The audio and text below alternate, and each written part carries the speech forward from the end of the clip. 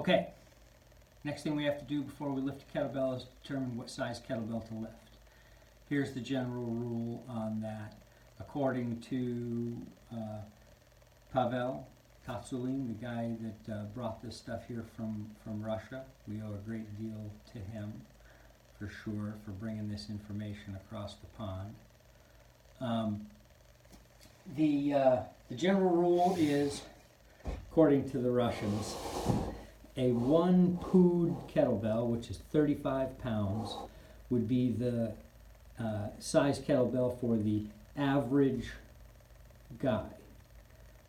A strong guy, strong man, is going to take a 1.5 pood kettlebell, 53 pounds, and a very strong man is going to use a 70-pound kettlebell, 2 pood. And then with women, they recommend the average woman would use an 8-kilogram kettlebell. A strong woman would use a 12-kilogram kettlebell, and a very strong woman would use a 16-kilogram kettlebell. Now, what the difference between average, strong, and very strong are, I'll leave it up to you.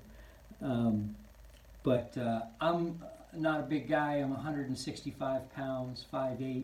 I use a 16-kilogram kettlebell, and it's every bit all I need.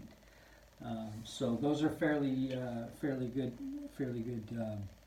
guidelines. So that being said, we're going to take our appropriately sized kettlebell, and we're going to place it on the ground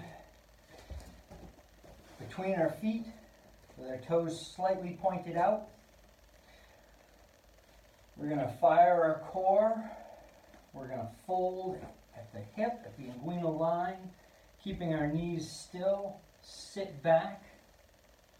We're going to place our hands on the kettlebell, seat our shoulders, grip the kettlebell gently.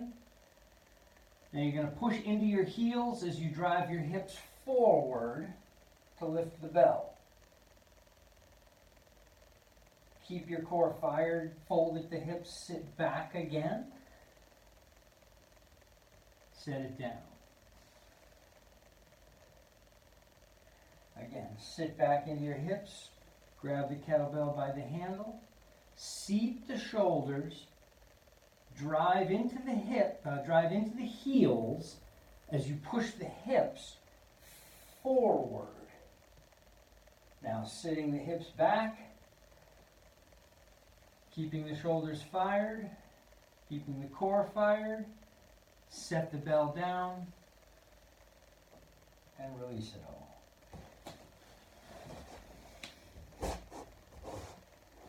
Perfect.